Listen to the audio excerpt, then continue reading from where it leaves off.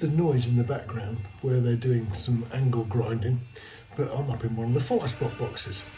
So this is right at the top of the gods, and this beast next door to me here, 2,500 watts worth of discharge follow spot, which really means it's very bright and very expensive. But that's what the Opera House have, and these Robert Juliets have been here now for a while, and they're rather nice little beasts. The person who sits in this room here and operates them gets a rather unusual view of the stage, because being up in the top of the gods, these come down at a fairly sharp angle. But it's okay if you've got a head for heights. You'll also note that because of the way the building is designed, they can't see the very top of the stage. So like in our pantomime, where we have things fly in and we have people fly in from the top down onto the stage, the follow spots actually can't catch them until they're about halfway down. And that's just one of the things about having follow spots right at the top of the gods. The angle is quite steep, but it does mean you lose the top of the stage. Now, remembering what we said about the follow spots not being able to see the top of the stage, the same thing applies to this room here. Now, this is where the LX board operator should normally sit, and it's behind glass, so at least they can chat and talk on the headphones without actually annoying the audience. But it's behind glass, which is for lighting probably okay.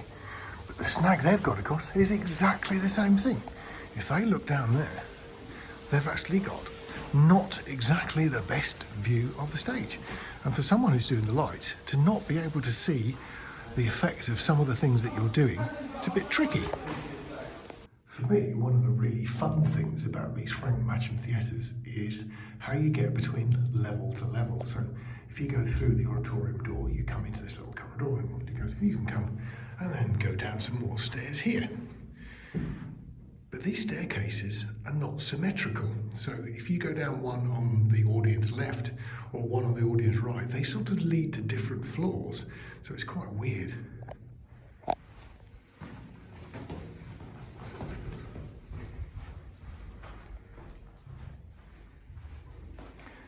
And this one always foxes me, because halfway down the staircase, there's another door. And if you go through that door, you're on another staircase that goes up. But it doesn't go up to where we've just come from. So it sort of leapfrogs the other ones. Very strange. And if I come through here,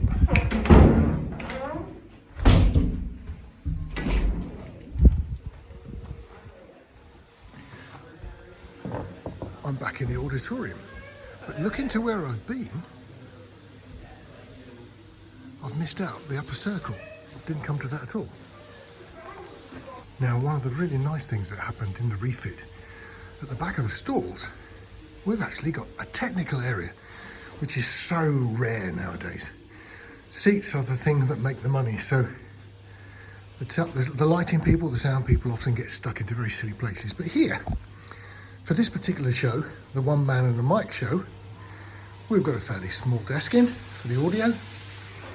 We've got the EOS board that the venue use for the lights. And so it tends to live down here rather in that silly room up the top, because from here, you would think, of course, that you get a perfect view of the stage, but yet again, the front of the circle balcony masks what's going on. So there really isn't a perfect place to put lights and sound. In actual fact, a lot of sound people really hate being under the balcony because it does make the acoustics a bit odd. So what they hear might not necessarily be what the audience are hearing. So it involves a bit of running about during the rehearsals to make sure everything's okay. But you sort of have to learn to mix with the balcony in mind, because the speakers that are going to the circle, the upper circle and the gods, people in their seats, you can't even see from here. And if you can't see them, of course you can't hear them. So it is always a bit of a compromise.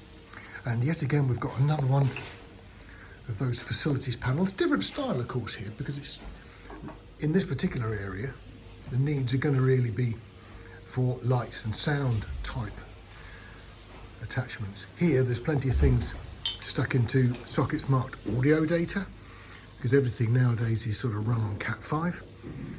Ordinary old-fashioned plugs and sockets seem to be getting rarer and rarer. But again, here, everything can be routed to where it's needed. We can actually do a little bit of a comparison between this one man and a mic comedy show that's in this week and look at the audio and the lighting that they're using and then compare it with what we're going to stick in on Sunday. So with this here, we've got a truss flown up there, the little centre cluster that's providing the audio for pretty much most of the auditorium. It's not obviously quite so good for down here in the stalls. So in the stalls, yep, there we are, a little tiny PA.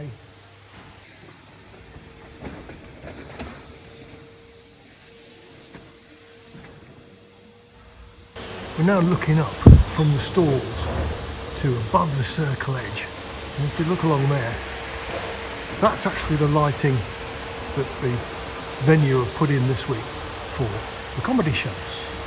So if we're going to compare the show before ours with our show, I thought I'd come on stage and show you how the lights look entirely different. If we look up above me, that bar there, it's got very few lights on it. We don't need it. There's no real need for an overhead light for the comedian at all. So he's actually got just a few little specials up there. The vast majority is going to come from that slot up in the roof and some profiles that are up on the edges, left and right. Give a bit of shape to the face, that sort of thing. But realistically, it's very simple. And so just behind the comedian, there's a whole row of these elation chorus lines. So chorus line 16, so there's actually sort of, if you look in the top of these, there's 16 individual beams that shoot up that way. And they're rather neat, and they just look pretty from the back. And this is actually where the theatre store all of their lighting that they're not using for a venue. So all this lot is the theatres, and they just take down whatever they need, and they're all on little motorised winches that they can drop down, take what they want, and then stick them back up again.